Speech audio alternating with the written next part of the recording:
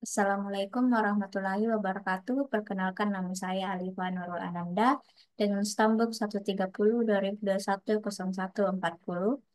Pada video ini saya akan memaparkan materi tentang Big Data. Video ini dibuat untuk memenuhi tugas UAS dari mata kuliah pemodelan data lanjut. Langsung saja kita masuk ke dalam materinya. Pertama, konsep Big Data. Big Data adalah konsep yang menggambarkan volume besar, kecepatan, dan keragaman data yang tidak dapat dikelola dengan menggunakan metode tradisional.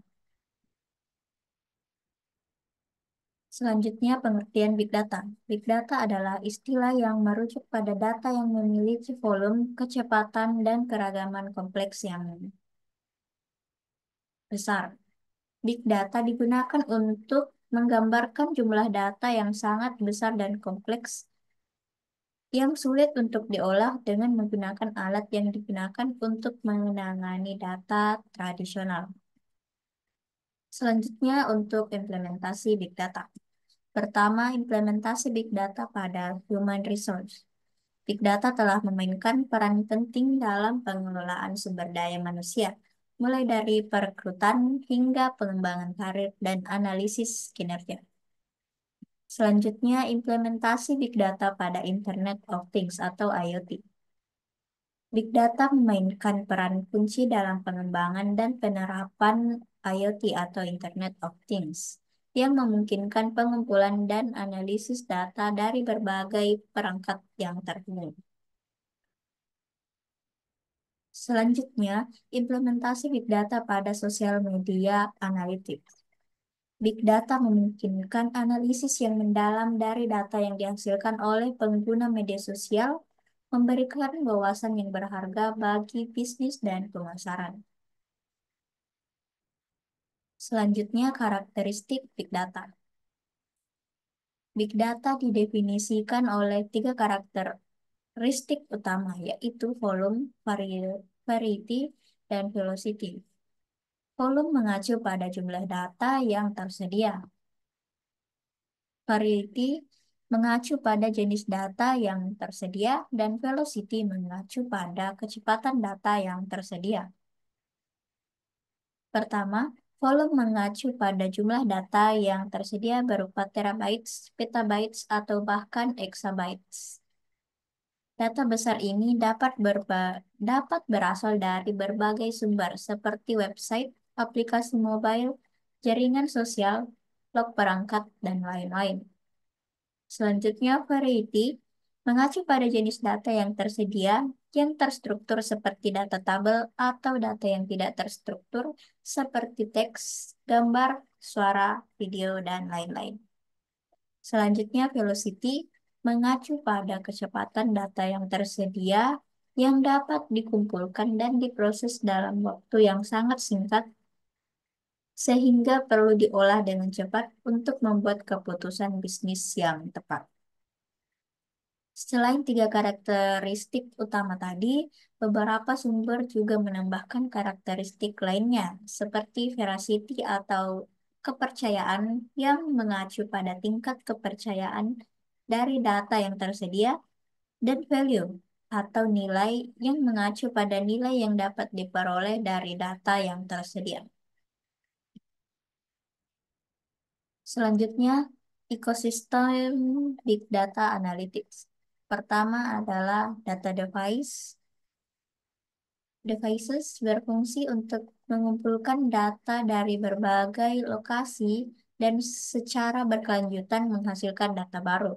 Contohnya antara lain adalah perangkat mobile, GPS, ATM, RFID, dan medical imaging. Kedua adalah data collectors yang berisi pihak-pihak berkepentingan untuk mengumpulkan data dari perangkat tertentu maupun dari pengguna. Contohnya antara lain adalah pemerintah, retail, finansial, internet, dan medical. Yang ketiga adalah data aggregators di mana melakukan pengumpulan terhadap semua data. Contohnya antara lain adalah website, advertising, analytics service, dan mediasi. Yang terakhir adalah data users, pengguna data yang telah dikumpulkan dan hasil pengumpulan data. Golongan ini menggunakan wawasan yang diperoleh untuk kepentingan bisnis atau lainnya. Contoh dari golongan ini adalah media, bank, delivery service, marketers, dan employers. Selanjutnya adalah manajemen data dan data lifecycle management. Manajemen data dan siklus hidup data atau data lifecycle management adalah dua konsep yang saling terikat dalam upaya untuk mengelola informasi secara efisien dari saat data tercipta hingga data dihapus atau diarsipkan. Manajemen data melibatkan sejumlah praktik dan kebijakan untuk mengelola dan merawat data organisasi. Tujuannya adalah untuk memastikan data tersedia akurat, aman, dan dapat diakses sesuai kebutuhan. Siklus hidup data mencakup seluruh perjalanan data dari pembuatan hingga penghapusan atau penarikan data. Selanjutnya, framework Big Data dan Hadoop. Framework Big Data adalah seperangkat alat teknologi dan konsep yang dirancang untuk menyederhanakan dan mendukung pengelolaan, pemrosesan, dan analisis data dalam skala besar.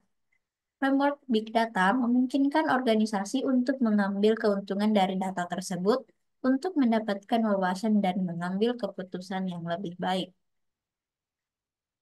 Contoh dari framework Big Data yang umum digunakan meliputi Apache Hadoop dengan komponen seperti HDFS dan MapReduce, juga Apache Spark, Apache Flink, Apache Kafka, dan lain-lain.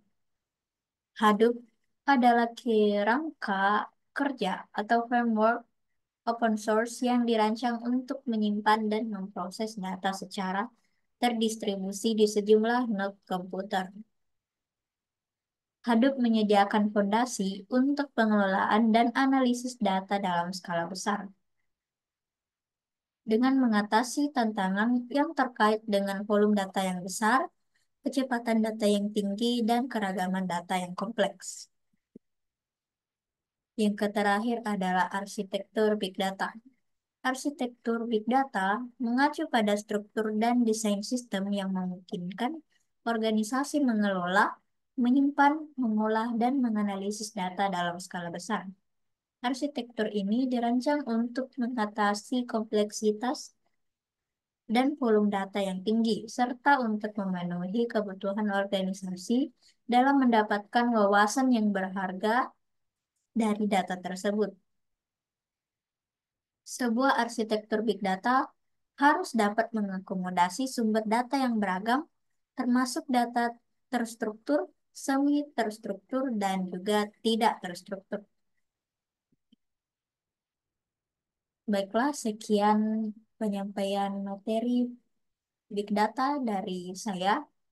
Segala kekurangan mohon dimaafkan. Terima kasih atas perhatiannya. Wassalamualaikum warahmatullahi wabarakatuh.